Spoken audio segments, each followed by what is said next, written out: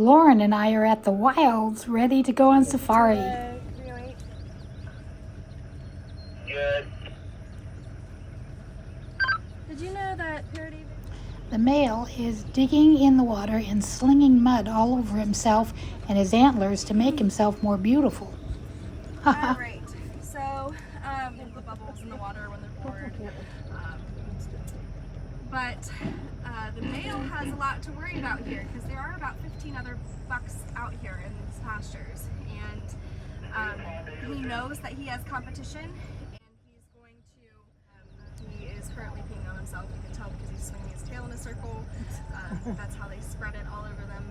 And so if they're really doing things right, they should be these big belching, urine-soaked swamp monster looking things.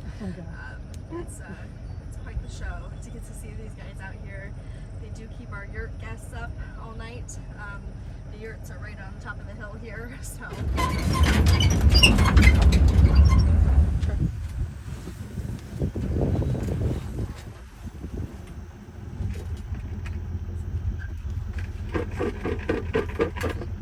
Come on, Rhino! Oh, yeah, the baby. One's a baby.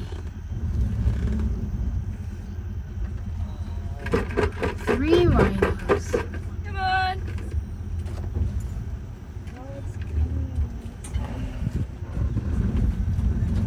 Good. Hey, just a reminder, we have a water technician to give you a radio shout when he's here, and we'll see if we can make that happen. Okay. So these are the greater one-horned Asian rhinos. Also to you. Cats, everything is on their terms. It's got to be their idea. They also value their nap time above all else. All right, good job, guys. So these rhinos can actually fully swim. This is just a favorite soaking spot for them. We call this the rhino hot tub. They make their own little jacuzzi in here. You'll see bubbles coming from both ends of the rhinos in here. And like I said, this is a family group. Now Sonia has been here for a very, very long time, that mama there. And then you guys were feeding Rohini. Rohini will be 3 years old in August. And then that little calf will be a year old in August. Neely is the little one, and Neely is the 6th calf that Sonia has produced for us. So she's been a phenomenal mama. She's very good at what she does, and she's pretty much never not like this. Normally you can't get this close to rhinos in these facilities, but like I said, we have a lot of trust built with these animals. And their attitudes towards people, I mean, they see this as a positive relationship. So it's a really beautiful thing. And we do have 2 other Indian rhinos in this. We've got Suru and Anna. Those are our newest additions to the Indian rhino group out here. We brought in that new bull and new female last spring, so not this spring. And they can run about 35 miles an hour, so that becomes a problem when you get to that other gate to go into the other pasture and you've got a rhino on your tail running that fast. So we had to crate him, take him down behind the scenes, and he ended up staying here for another 1.5 to 2 years. We went ahead and bred with him again. I love it when they sit like a dog. I don't know what they always do this.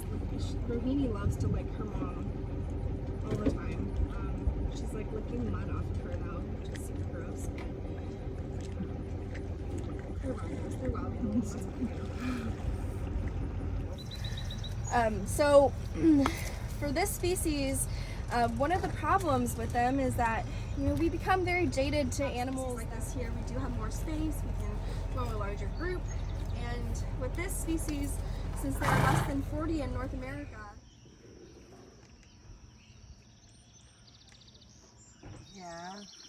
He's pacing. I wonder if it's breakfast time almost. We didn't get too close to these guys. They're pretty unpredictable. So they were pretty far away from us, and I used my close-up. And when their stripes are going to create a blurring, an optical illusion for that predator, so it's hard to pick out the individual from the group typically. Anything else? No. Do these breed too? So you have calves then? Yeah, this is actually the first year in 5 or 6 years that we've had a stallion for this group, so really excited. I hope we have some foals in the guys. actually a primary producer for Gabby zebras across the globe during his time here. And he got his picture on the cover of National Geographic for that. So Two Steps got some big shoes to fill here. But it was a while before we could find another stud in a lot of cases. On a different safari, the male actually charged our bus and crashed into it almost. And did you say they're threatened? This is the most critically endangered species of zebra. Good boy. Okay, so when he comes up here, I'm going to demonstrate how to interact with him. He is quite a different giraffe. Most giraffes really are not super comfortable with people. Now, if you want to pet him, that is an option for you. However, you have to do it in a certain way. So everybody look here. If you want to pet him, you feed him with one hand and pet him up the front of the face while you're feeding him. So if food is going into his mouth, you can pet him. If food's not going into his mouth, don't pet him on the face. I don't want a lot of hands on him at once, but now if he offers his neck or the side of his body. They're so cute. I got lots of snacks. I can't really.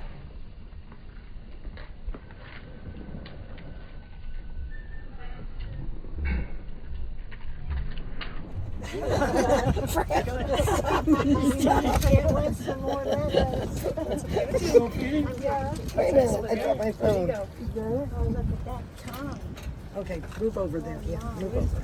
Okay, back to Could I have one to try one more time? Oh, Well, God. that's there.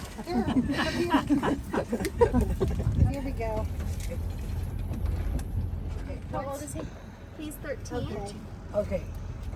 So obviously, if you think about the trees in the wild, they're going to eat off of acacia trees mostly, and those trees don't want to end up losing all of their leaves and bark, right? So after a certain amount of the leaves and bark have been removed from the acacia tree in the wild, they're going to want to move on to the next tree. So they get very little sleep. When they do sleep, they're sleeping standing up. These guys never lay down in the wild unless they're highly compromised. They have to pretty much be giving up to lay down. And so it's a tough life for a giraffe in the wild. These guys haven't made it here and they don't even realize it. So I think he likes the job security. He likes staying here, right? Okay. So we don't ever have to ship him out if he doesn't produce any females. This is his. Now this is a different species of rhino and so graceful, just wonderfully beautiful.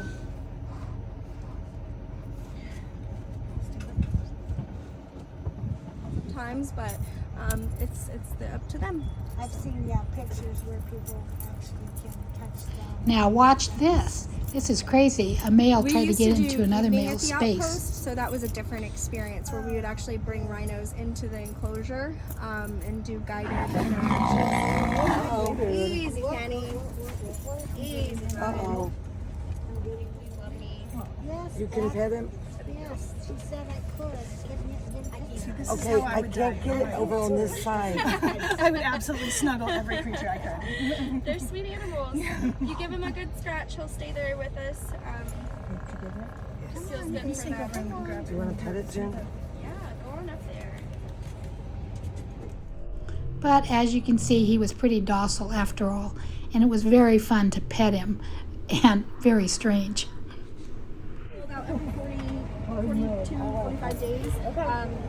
So yeah, he can breed anytime within that time frame. And these guys, we put the bull out all summer because it doesn't matter to us if the calves are born in the barn in the winter or out here in the pasture. For other species like giraffe.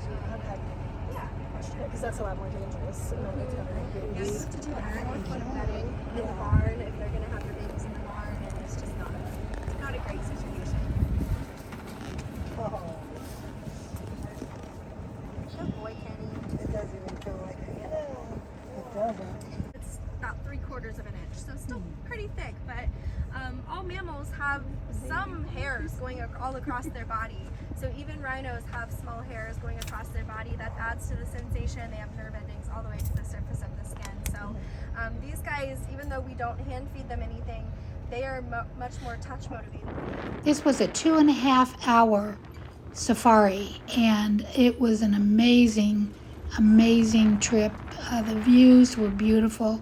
Trying to kind of show you the vista here, and there was constantly animals running around, across, up to the truck. I just didn't catch it all.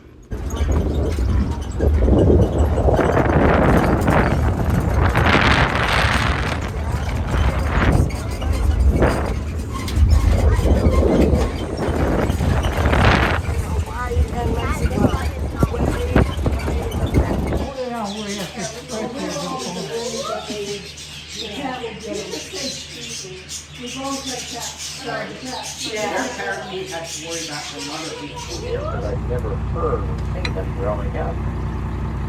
They live with the giant panda in the bamboo forest. They're not quite mountain goats, but they have a 6 or 7 foot vertical and horizontal, so they are good mountain climbers, and the young ones can climb and follow their mother within only about 3 weeks, so they're excellent. The Beast from Beauty and the Beast was modeled after him. They're all looking the same way. Now, this was a little bit later in the day on the second tour that we took, the second safari, and this was in an open air bus.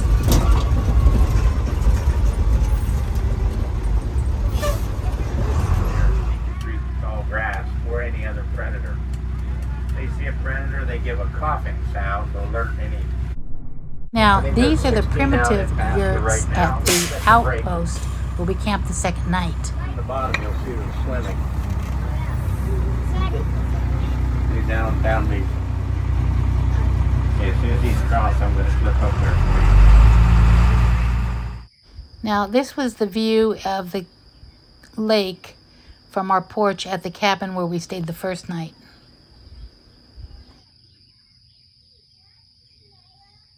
Back talent, and it makes him seem very dinosaur-like.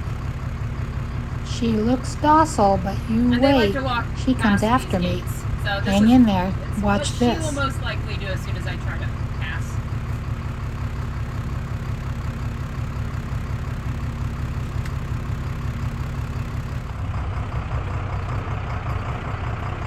Again, if she gets close to you, just scoot away from her.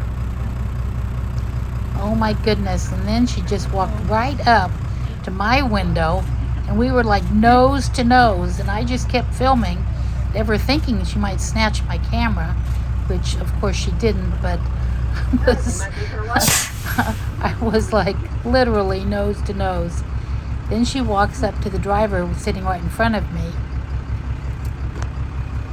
And of course, the driver has no love for the ostrich.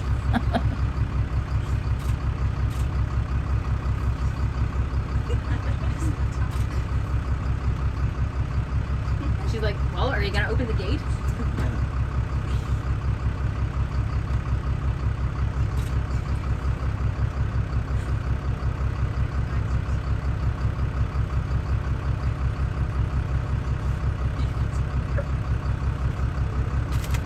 No, don't grab that.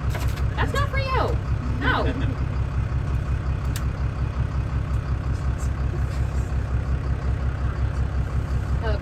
Are her feet close to the tires? No. Okay.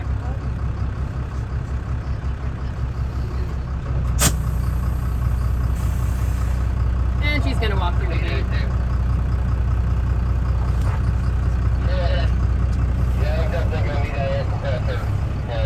Yeah, we're leaving. Okay. If she is right next to you, you do not have to sit down just yet.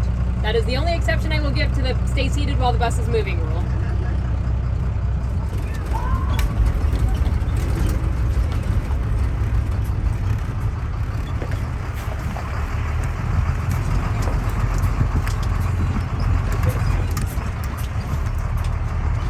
Hey there.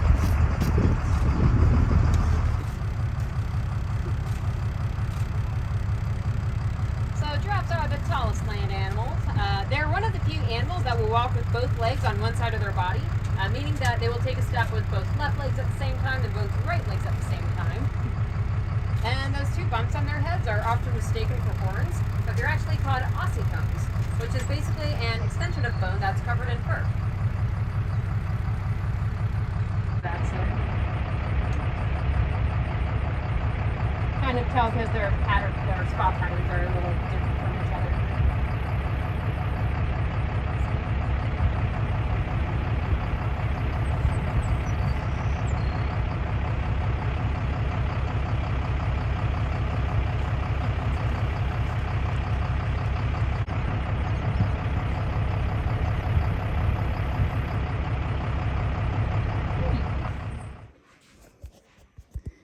And here we are inside the yurt.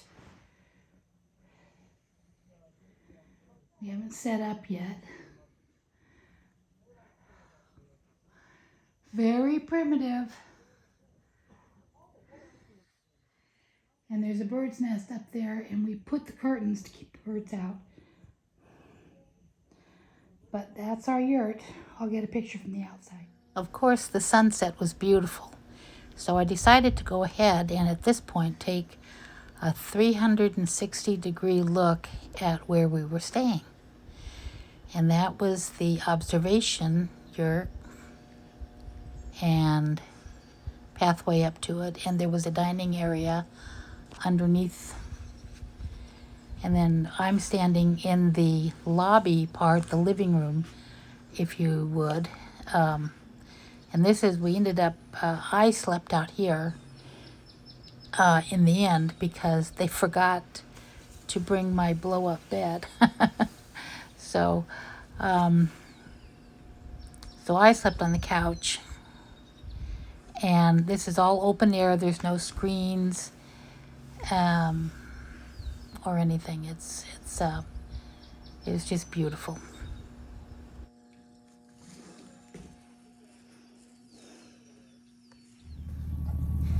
They brought branches of the acacia tree and hung them there at the end of the observation area so that the giraffe could come and feed whenever they liked. And this is their main point to get food throughout the time we were staying there. It was just so fun to stand out here and watch them amble in as they felt like it. 1, 2, 3 at a time. And they just came at will and would feed for a while and then left. They also did give us branches to feed them and pet them, which I don't believe I have any video of, but I was just fascinated watching them walk. I think they are so graceful.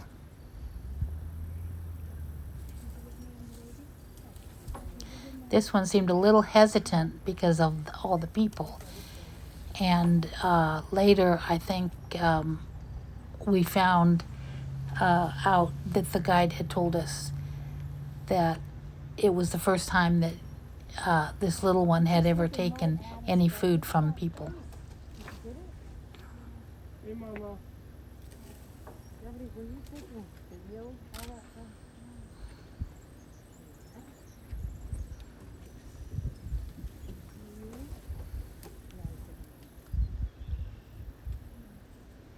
He just doesn't seem to want to approach at this point.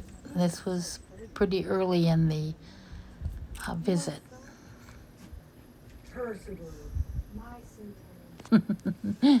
Really thinking about it for sure.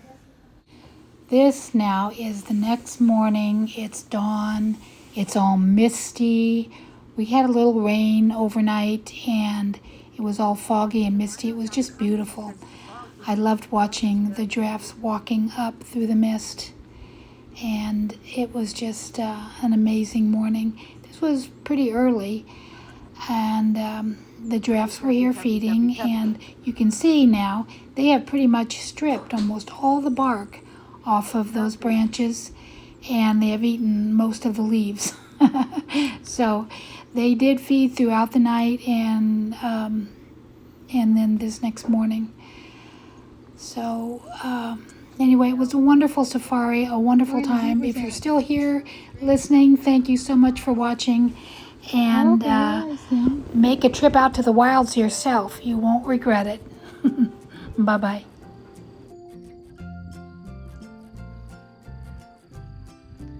Good morning, Tuffy.